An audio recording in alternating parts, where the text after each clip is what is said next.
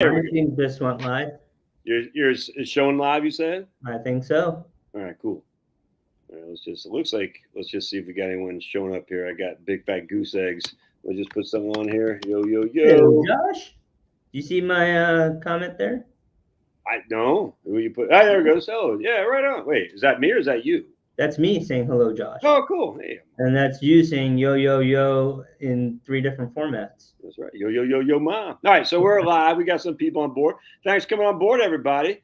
So we're back to our webinar series with old Amar here. We got Denise. Denise is on the board. Can you see that comment, Amar, or no? I can see it as well. All right, cool. And it's been a little bit because I had to go to Calgary, and so that was fun. And so we missed Amar, and I forget what, I think Amar had school or something like that. We got Dufresne's guide service. Interesting. All right, Dufresne. I haven't seen you around these parts. So give us, looks like, are you a fishing guide there, Dufresne? Bruce is in the house, Amar. As long as Bruce shows up, we're in good hands, that's for sure. But one of the things I've been wanting to talk with Amar about, I think we've kind of touched on it before, but I just want to reiterate or revisit this. Amar, I probably haven't told you, but we're dealing with my mom, and my mom is, who knows what the hell's going on. But if she did not have a trust set up, she would have burnt through the money that we're using. South Fishing Guide, South Louisiana, right on. She would have burned through the money. You know what I'm saying? And this is the money that she's going to need to provide her and her assisted living facility, which she now was in. And my uncle is basically the trustee for my mom's money that my grandparents left to her. You see what I'm saying? And it's one of those family dynamics that has issues, man. Like my mom can get upset that my uncle is. It's not a pleasant thing necessarily, but there needs to be a trust. And having gone through this, and I've talked to a couple of clients recently with, what's the word? Not problematic, but potential problems with their heirs. I figured it'd be a good idea to revisit the trust services and things of that nature. So, welcome back, Amar. Appreciate it. There you go. Yeah, it's been a while. Before we get started, could I put my disclosure slide up? There you go.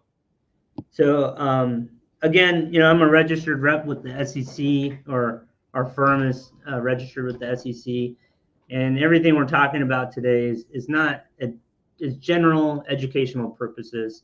We haven't taken your specific accounts into account into what we're talking about, and we haven't entered a client agreement. That's basically what that says. So cool. So we're going to talk about trustees, and trustees are a big part, especially if you have an estate. If you have a sizable estate, there's a good chance that you have a trustee in your estate planning. If you have young children, there's a good chance that you have a trust, right? So there's three, I would say, from the most part, there's 3 different time frames where you're going to need a trustee, right? Yeah. The first is when you have young kids, right? So like if something happens to you, who's going to manage the money? So, why don't you explain what a trustee is first, so people actually know what a trustee is? So when you have a trust, you're going to have somebody to manage that trust. Gather all the assets, put it in the trust, manage the trust, make distributions to the trust from the trust to the beneficiaries. That's a role that's within the trust, right? And oftentimes people have a trust to keep all their information private, right? So you're going to avoid probate and make a public disclosure by having a revocable living trust, having a trustee that you trust to be in charge of gathering assets, distributing assets. And oftentimes, when your kids are younger, they're probably your friends and your family members who tend to be about the same age, right? And so oftentimes when we see these trusts later on down the road, and if you're older, it's likely that those trustees are also older as well, right? In fact, we just reviewed a trust for one of our clients that had their best friend in college as the trustee, and our client's 84, so the best friend is up in age as well. So we decided this is the right time to make some changes, right? Another thing could be is like in your working years, you could when you're getting to the transition into retirement, and if there was a life event and you have a trustee, that could help in making sure bills get paid, right? So like what we're talking about here is if you don't die, but if you have a medical problem, you have a healthcare directive to help with all the healthcare decisions, but there's still finances that need to go on, like paying the electricity and stuff like that, water bills, and a trustee would be able to help in that, right? And then most often when we think about trustees at the end of life, right? And distributing my estate to my beneficiaries, right? And that's the main part of that. And when we look at that, we oftentimes have to make 2 or 3 judgment calls, right? And so the first thing I want to focus on picking a trustee is what are some qualifications of a good trustee, right? Obviously, you're going to want to trust them, right? That's going to be paramount because they're the ones going to be in control of making those decisions. And we used to use a three question kind of filtering process. So one, do they have experience with dealing with your size of an estate, right? Like, so oftentimes you would see parents have their children as trustee of their trust, and maybe the children have never managed that amount of money in their life, right? They don't know what to do. They don't know who to lean on, right? So you got to have the experience, right? The other part is you got to have knowledge in the vehicles that you have investments in, or if you have businesses or rental property. Oftentimes we see, in a family, the one child is very involved with the family business, whatever it may be, and they're designated as trustee, right? But then that can potentially create some tension with the other children, right? Because the other children don't have that knowledge and know with all within the business aspect. And then the third thing that we look for is to make sure that they have time to be a trustee. Trustee is not like you do look at something once a month and you're done. No, it's a very involved process, especially in the beginning, right? We got to send letters to all the beneficiaries to say that there's been an event, that you're the trustee. Then you got to declare all the assets in the trust to the beneficiaries. Then there's this process that you have to go through, and sometimes it's hard working with the custodians to consolidate accounts and stuff like that because the titling could be different from account to account. So I don't want to think it's a free job, right? I mean, in fact, a lot of trusts will have a payment clause to the trustee, right? Whoever's serving. But in a larger sense, there are other options that are outside somebody that you would normally pick as a family member or a trusted friend, and those are what are called corporate trustees. Yep. There's also private fiduciaries, and both of these options have pros and cons, right? In the private fiduciary space, you're hiring somebody that's been licensed with your specific state to serve as trustee, and that person is billing the overall estate. And so they have a fiduciary to do the right thing. They probably charge hourly or a flat fee. Sometimes private fiduciaries in court cases where the families can't agree, the judge will just hire a private fiduciary and go down a list and help make distribution needs from a trust. Yeah.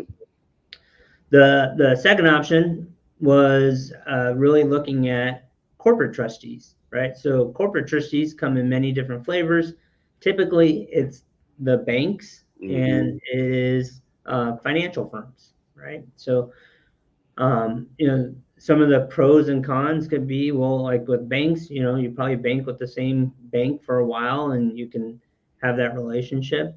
Sometimes banks have won't handle specific assets. So if you have a house, they'll turn around and sell it, and regardless, and put it into assets into their products that they manufacture, right? Like they have they create their own products, right? So they have CDs or whatever investments that they make money on. So sometimes there's a double dip there. And then on the financial side, Fidelity and Schwab can serve as a corporate trustee. Merrill Lynch's, all those firms. Um, in Fidelity and Schwab's, in the independent side, kind of what we do is that we can partner with Fidelity and Schwab. So you have the backing of Fidelity and Schwab to do all the trustee stuff, like tax returns, letters, everything else like that, and making distributions. And then you have a small regional firm, like an investment firm like ours, that really knows you, that can add some more color and flavor to the actual relationship. So it's kind of like getting the best of both parts of that. And some corporate trustees, remember at USA, like they wouldn't mess with oil and gas concerns and stuff like that. So some of these corporate trustees, if you have that kind of stuff, you're going to want a very specific corporate trustee, because a lot of them won't do farmland, oil and gas, and things of that nature. Most corporations, well, I don't know that, but most Fidelities and Schwabs, they can do the management of the funds and all that, and work with a guy like Amar, or work with their local guy, whoever it is. You know what I'm saying? So let's just make some key clarification points here. If you went to Fidelity Retail, right, they would act like the bank, right? They would sell it and put it in their products. On the institutional side, the side that we're on, what they allow us to do is we manage the funds.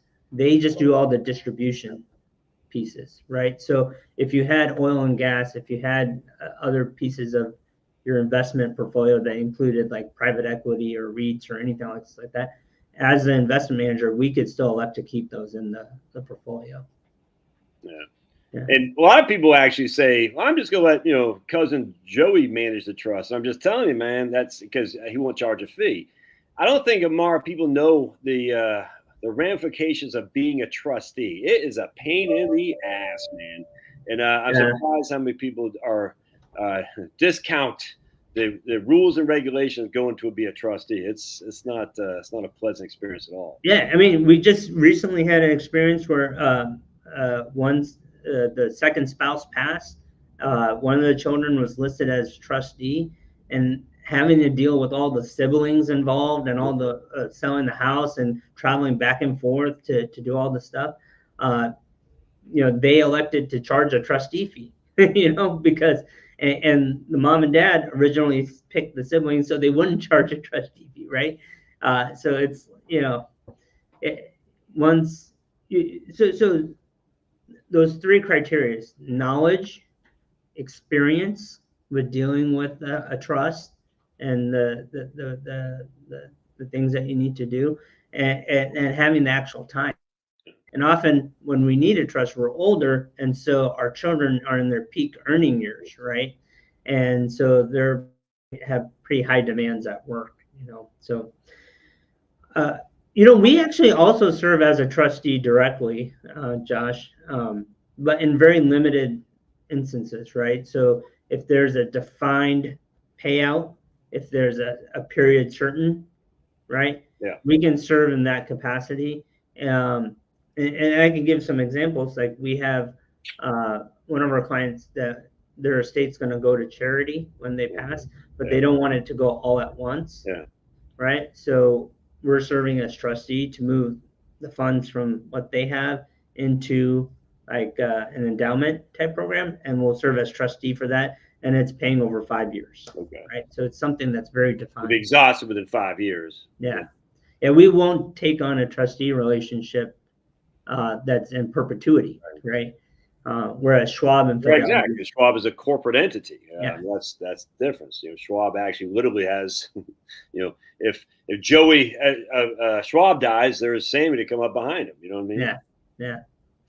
There's actually an interesting thing. I want to hammer this, that the trustee stuff is such a delicate position that there is a cottage industry of trustees being sued by other trustees and whatnot. I think people make too light of this. Like, I'm just gonna have Joey this trustee. I'm like, there is so, when it comes to an estate that is being settled, everyone is looking to get theirs. And if they feel that Joey the trustee somehow dropped the ball or somehow benefited, or even like Amar was talking, charged a fee, there is a cottage industry of estates suing each other. And I tell you, man, that's not something you want to take lightly if you get involved in. That's just a fact.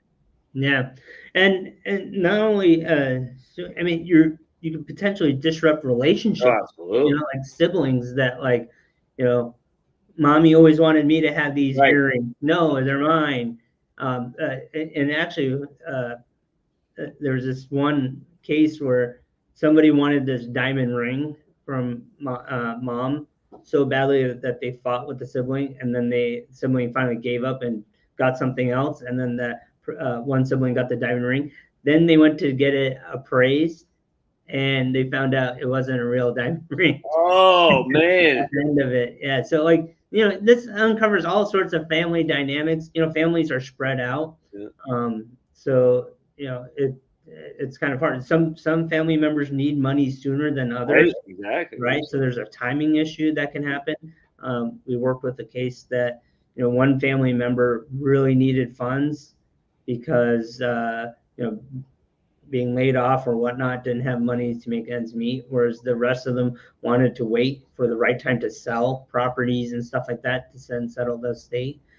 So there's a lot to deal with, and picking an independent third party can probably solve some of the family dynamic problems, but also give you harmony within the family. And what I found too, Amar, is you could also say, don't blame me. You can blame Amar. He's a trustee. You know what I'm saying? I mean, don't blame. That's why I say, tell your guy to blame your sister to blame your financial advisor or something like that, as opposed to that way you don't have to bear the brunt. Now, none of these things are free. If you're going to hire a corporate trustee, there's a fee. The funny thing that cracks me up, though, is just like you were saying with the example, the guy who's a trustee said, I'm going to start charging a fee.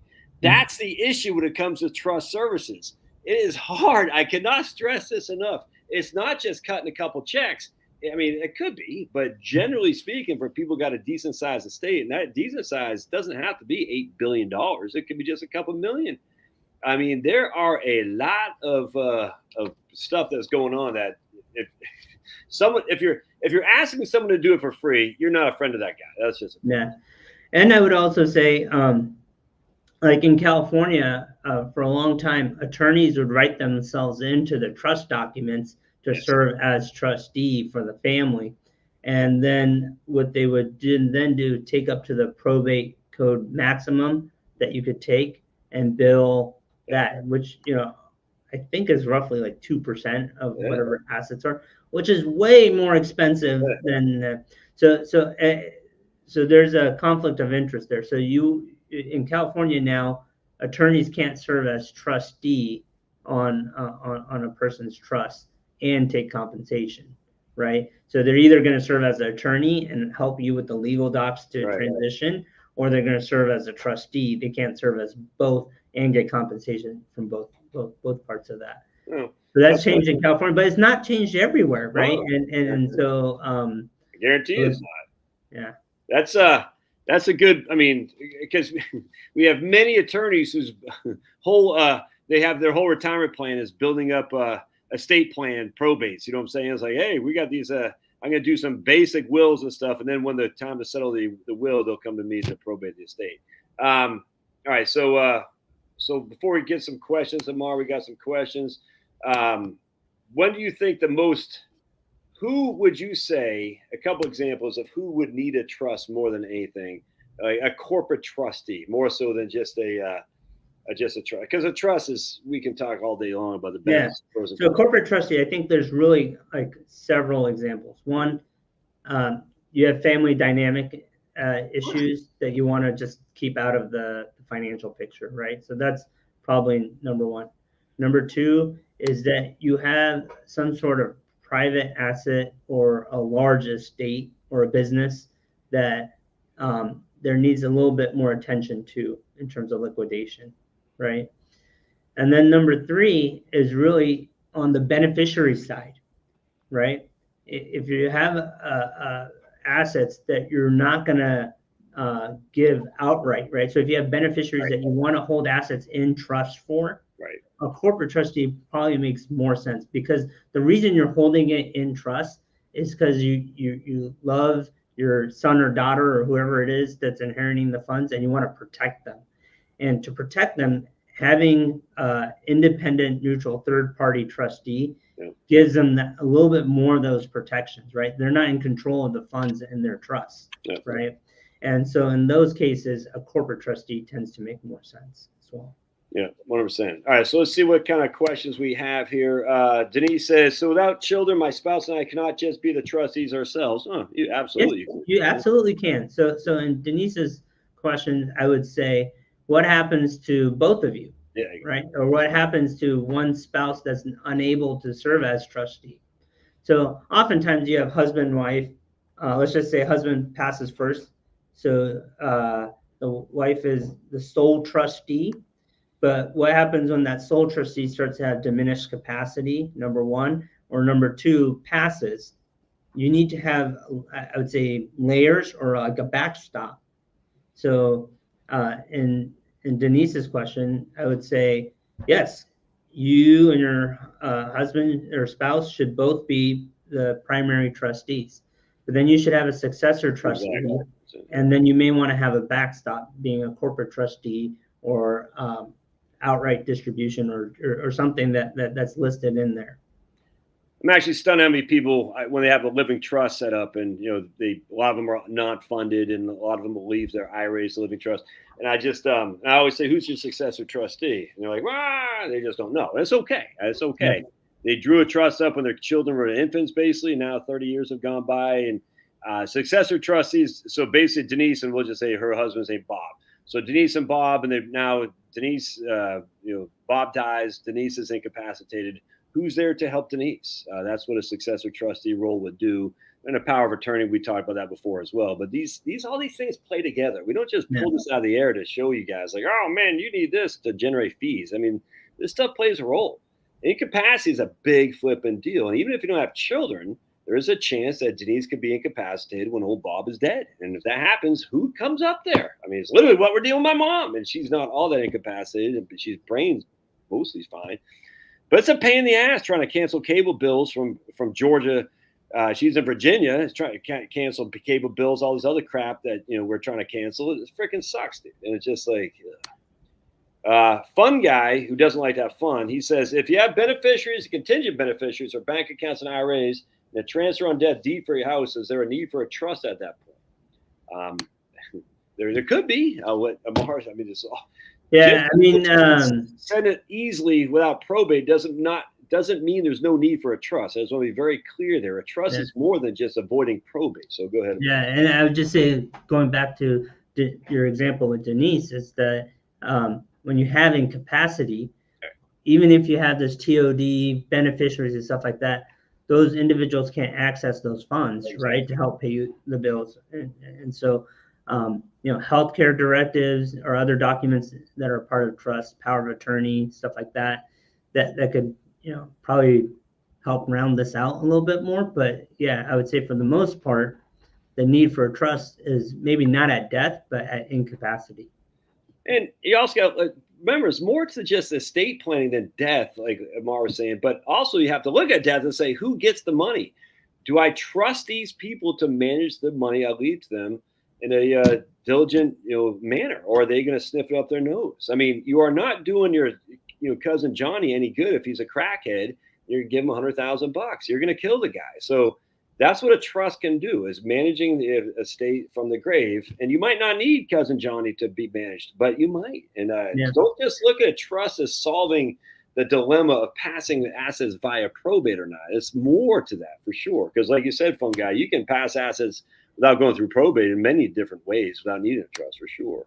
And I also think that, if you're going to leave it in trust for that individual, right, the individual is going to need, their sphere of influence is people just like that, right? And so they're going to need somebody to help them make better financial decisions once this trust starts distributing money to that individual, right? I agree more. So that relationship there is something that you're kind of I wouldn't say forcing, but is you're requiring in terms of getting distributions from that trust, right? Or say, we'll say Missy's married to a scumbag, saying, like a guy who likes the I don't know, the freaking Florida Panthers or something like that, or he likes to live in San Diego. And Missy's husband's a freaking loser, and you're like, I don't want Missy having to part with my money to the loser guy. So what you do is you set up a trust for Missy only, and Missy has access to the principal at 5%, or she can have access to some of the gain. Whatever you want, you can set up, but that way she doesn't jointly make this money owned, if that makes sense. A lot of spouses will say, I'm just going to name it Missy and Scumbag and make a joint account. If it's joint account, it's done. You can't do anything about it. If she the number one thing that we see that when individuals inherit money is they put it in their joint account. 100%. Yep. Right. So like if you're trying to protect your funds from your children's spouses, or you want your money to go down your bloodline, right? Yes. Right. You need to set things up in a trust that would go through the bloodline only, and you need to keep to fully protect it, you need a third-party independent trustee. You can name your child as a trustee of their trust, even if they're good with money, but then you need to give them the option that they can remove themselves and hire a corporate trustee. And that's really just to get more protection in those life events where there could be divorce, like debt liability, or a lawsuit or anything else like that, to remove that relationship to the trust. Won't most financial advisors provide a fiduciary service? We're having trouble finding a professional trustee for a estate worth under $1 million. The drawback if your estate's too small, I hate to say this, FS Anderson, but there's a lot more liability to be a trustee than would be worth to getting the fees off an estate that has less than $1 million. It's just that simple. A lot of trust services don't want to provide you that simply because they're like, man, I'm going to charge you 1% on $1 million. That's $1,000 or $10,000 a year. But that's the liability to me if I screw this up is quite high. So any thoughts on that, Amar? Less than yeah, I mean, so won't most financial advisors or trust attorneys provide fiduciary service? Yes. I would say most advisors have the capacity to provide these type of services. Are they experienced and knowledgeable in that? And I would say no, right? Because if you look at the bulk of financial advisors, they're working on the accumulation and distribution stages of saving up money and then spending it down in retirement. Very few advisors focus on this end of life piece, right? And so you have to have experience with that. And so some of them, just outsource it to a third party, right? And if you have questions, we can help. We serve as trustees for a number of states that are under $1 million because they're spending all their money, they're enjoying life, right? And so they expect to have a really small balance, and they just want an outright distribution, right? That's something that Fidelity, Schwab, we can handle. So that's what I'm saying is a lot of people won't, but that doesn't mean no one's going to manage a trust that has under $1 million. You just got to find the right guy. So just email Amar. I can't say I don't know Amar. God, what are you doing? I can't say that. But don't email Amar. Say I'm not going to email Amar. But find someone who can do that for you. Yeah. All right. So Amar, I'd like to use my niece to settle our estate, but she's in another state. Is that a problem? Well, you should ask your niece, would that be a problem? Because logistically, I'm assuming Penelope was that your niece is going to have to travel to help sell your house, right? Settle your bank accounts, unless if you bank with a credit union or a local bank, you would have to probably most likely do that in person. But if you're like with I don't know, Chase or whatever, and they have branches everywhere, I'm sure you can do that.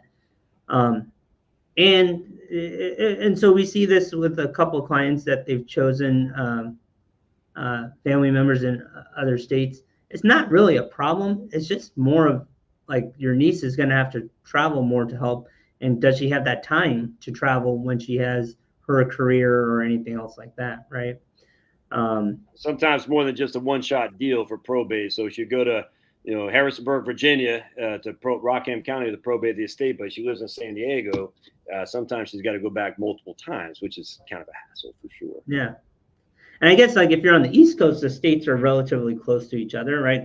California to like, we're 5 states on the East Coast or something, right? So it's and then I guess it also depends what do you.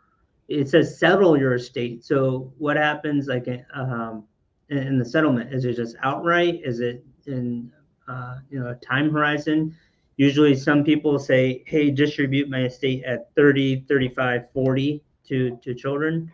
So I mean there could be some little issues like that, but once the dust settles, I think it should be fine. It's just there's going to be some timing, inconvenience of timing of travel and whatnot. Well, if I know Penelope is an estate worth $100 million, let's see. LJS in Washington, a very pretty lady. She says, if you appoint a trusted business manager to manage trust value to $3 to $4 million, what can you expect to pay them? It's a tough one. Yeah, I mean, it depends. What are the